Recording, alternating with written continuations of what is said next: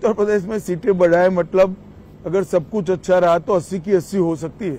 अरे तो बहुत ही बड़ा बयान है आपका। रिकॉर्ड 2014 का ब्रेक होगा जी, 71 और 73 हो सकता है। हम सब कुछ अच्छा रहा तो 80 की 80 भी जीत सकते। इसका मतलब आप अखिलेश को कन्नौज में हराएंगे, अखिलेश जी को, डिम्पल को मैनपुरी में हराएंगे, उनकी पूरी फैमिली फिरोजाबाद, आजमगढ़। मैंने संभावना कहा है कि हम 80 की 80 कर सकते हैं।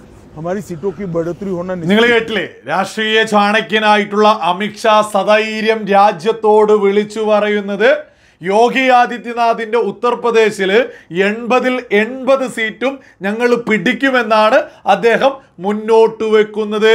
ആ ഒരു സമയത്ത് നമ്മുടെ കേരളത്തിലെ ഒരു അവസ്ഥ കൂടി നമ്മൾ ഓർക്കേണ്ടതുണ്ട്. പിണറായി വിജയന്റെ കേരളത്തിൽ 20-ൽ 20 സീറ്റും ഞങ്ങൾ പിടിക്കുമെന്ന് ഇടതുപക്ഷത്തിലെ ഏതെങ്കിലും ഒരു നേതാവ് തിരഞ്ഞെടുപ്പ് കാലത്ത് നമ്മുടെ കേരളത്തിൽ നിന്ന് വിളിച്ചു പറഞ്ഞിട്ടുണ്ടോ? പറഞ്ഞിട്ടില്ല. കാരണം എന്താണ്? ഇടതുപക്ഷത്തിന് തന്നെ അറിയാം കേരള സർക്കാർ വലിയ പരാജയമാണ് എന്നുള്ള യാഥാർത്ഥ്യം. അതേസമയം അമിത്ഷാ മുന്നോട്ട് വെക്കുന്നത് യോഗി ആദിത്യനാഥിന്റെ സർക്കാർ വളരെ മികച്ച പ്രകടനമാണ് ഉത്തർപ്രദേശിൽ നടത്തിയിട്ടുള്ളത്.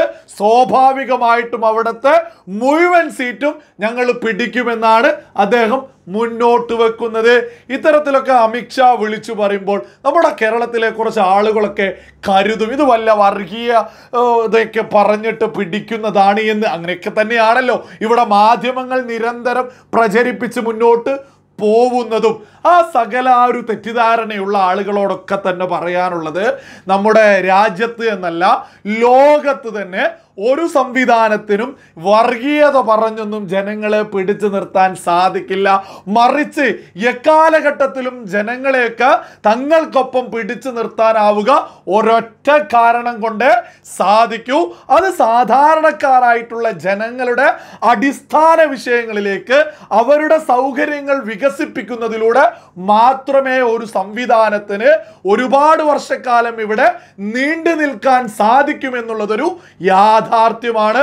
10 വർഷത്തിന് ശേഷം അടുത്ത ഇലക്ഷൻ നിൽക്കുമ്പോഴും ഇതേ ആത്മവിശ്വാസത്തിലാണ് അമിത്ഷാ ഒക്കെ വിളിച്ചു പറയുന്നത് 80-ൽ 80 സീറ്റും ഞങ്ങൾ പിടിച്ചെടുക്കുമെന്ന്. ആരാണ് യഥാർത്ഥത്തിൽ ഉത്തർപ്രദേശിൽ വർഗീയതയൊക്കെ വിളിച്ചു പറയുന്നത്? ഏറ്റവും ലേറ്റസ്റ്റ് ഒരു ഉദാഹരണം നമുക്കെടുക്കാം. ഉത്തർപ്രദേശിലെ ഫറൂഖാബാദിൽ ഒരു മത്സരിക്കുന്നതിന് ആ ഒരു ഇന്ത്യ മുന്നണിയുടെ സ്ഥാനാർത്ഥിക്ക് വേണ്ടിയിട്ട് പ്രചരണം നടത്തിയിട്ടുള്ള മറിയ ആലം ഖാൻ എന്താണ് വിളിച്ചു പറഞ്ഞിട്ടുള്ളത്? സ്വത്വബോധം പിടിച്ചെടുക്കാൻ വോട്ടു ജിഹാദിലൂടെ മാത്രമേ സാധിക്കൂ, വോട്ടു ജിഹാദ് നടത്തണമെന്ന്. ഇതൊക്കെയല്ലേ പച്ച വർഗീയത എന്ന് പറയുന്നത്? ഇതൊക്കെ തന്നെ ഇന്ത്യ മുന്നണിക്കാരാണ് പരമാവധി വിളിച്ചു പറയുന്നത്. ഇവിടെ വളരെ പ്രധാനപ്പെട്ട ഒരു വിഷയമുണ്ട്. ഇന്ത്യ മുന്നണിക്ക് ഞങ്ങൾ അത് ചെയ്യാം ഇത് ചെയ്യാം എന്ന് പറഞ്ഞാൽ ഏതെങ്കിലും സുബോധമുള്ള ആളുകൾ വിശ്വസിക്കുമോ? കാരണം 10-60 വർഷക്കാലം രാജ്യം ഭരിച്ചിട്ട് ഉത്തർപ്രദേശിനേക്ക് അങ്ങേയറ്റത്തെ അവസ്ഥയിൽ എത്തിച്ചിട്ടുള്ളത് കോൺഗ്രസ് ആണ്. ആ കോൺഗ്രസിൽ നിന്ന് ഞങ്ങൾക്ക് ഭരണം കിട്ടിയാൽ അത് ചെയ്യും ഇത് ചെയ്യുമെന്ന് പറഞ്ഞാൽ ആരെങ്കിലും വിശ്വസിക്കുമോ? അതുകൊണ്ട് അവർ സ്വാഭാവികമായിട്ടും വർഗീയതയൊക്കെ പറഞ്ഞങ്ങനെ മുന്നോട്ട് പോകുന്നുണ്ട്.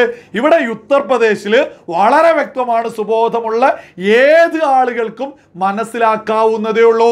ബാത്റൂം ഇല്ലാത്ത ആളുകൾക്ക് ബാത്റൂം, വീടില്ലാത്തവന് വീട്, കരണ്ടില്ലാത്തവന് കരണ്ട്, കൃഷിയൊക്കെയായി ബന്ധപ്പെട്ട് വളരെ വലിയ രീതിയിൽ വികസനങ്ങൾ ചെയ്ത് അവർക്ക് ആവശ്യമുള്ള സഹായങ്ങൾ ചെയ്ത് ആരോഗ്യ ഇൻഷുറൻസ് പോലെയുള്ള സാധാരണക്കാരന്റെ അടിസ്ഥാന ജീവിത സൗകര്യങ്ങൾ നിരന്തരം വർദ്ധിപ്പിച്ച് തന്നെയാണ് ഈ ഉത്തർപ്രദേശ് സർക്കാരും ഈ മോദി സർക്കാരും ഒക്കെ തന്നെ മുന്നോട്ട് പോയിട്ടുള്ളത്. അതിന്റെ ഗുണം, അതിന്റെ ആത്മവിശ്വാസമാണ് വളരെ വ്യക്തമായിട്ട് അമിത്ഷാ ഇവിടെ പ്രകടിപ്പിച്ചുള്ളത്. നമ്മൾ പ്രത്യേകം മനസ്സിലാക്കണം, അവിടെ ബാത്റൂം വികസനമൊക്കെ ഉണ്ടാക്കുന്നുണ്ട് എന്നൊക്കെ പറഞ്ഞ് ഇവിടെ ഒരുപാട് ആളുകൾ കളിയാക്കിയിട്ടുണ്ടായിരുന്നു. ആ ഒരു കളിയാക്കലുകളും ട്രോളുകളും നടന്ന സമയത്ത് സുബോധമുള്ള സകല ആളുകളും തിരിച്ചറിഞ്ഞിട്ടുണ്ട്. 10-60 വർഷക്കാലം കോൺഗ്രസ് ഭരിച്ചിട്ട് ഉത്തർപ്രദേശിലെ സാധാരണക്കാരായിട്ടുള്ള ആളുകളുടെ വീടുകളോ അതേപോലെ തന്നെ ബാത്റൂമുകളോ ഇല്ലാത്ത അവസ്ഥയിലാണ് ഉത്തർപ്രദേശ് മുന്നോട്ട് പോകുന്നത് എന്ന യാഥാർത്ഥ്യമാണ് ആ ട്രോളുകളിലൂടെയൊക്കെ തന്നെ സുബോധമുള്ളവൻ തിരിച്ചറിഞ്ഞിട്ടുള്ളത് ബാത്റൂം ഇല്ലാത്ത ആളുകൾക്ക് ബാത്റൂമും വീടും കരണ്ടും ഇതുപോലെയുള്ള സൗകര്യങ്ങൾ കിട്ടുമ്പോൾ ജനങ്ങൾ പിന്നെ ആരുടെ കൂടെയാണ് നിൽക്കുക?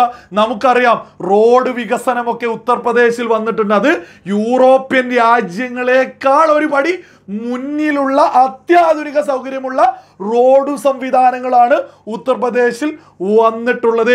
എഡ്യൂക്കേഷൻ മേഖലയിൽ, ആരോഗ്യ മേഖലയിൽ, കൃഷി മേഖലയിൽ, സകല മേഖലയിലും വളരെ വ്യക്തമായിട്ടുള്ള മാറ്റം ഉത്തർപ്രദേശിൽ വന്നിട്ടുണ്ട്. അതേസമയം കോൺഗ്രസ് എവിടെയാ എത്തി നിൽക്കുന്നത്?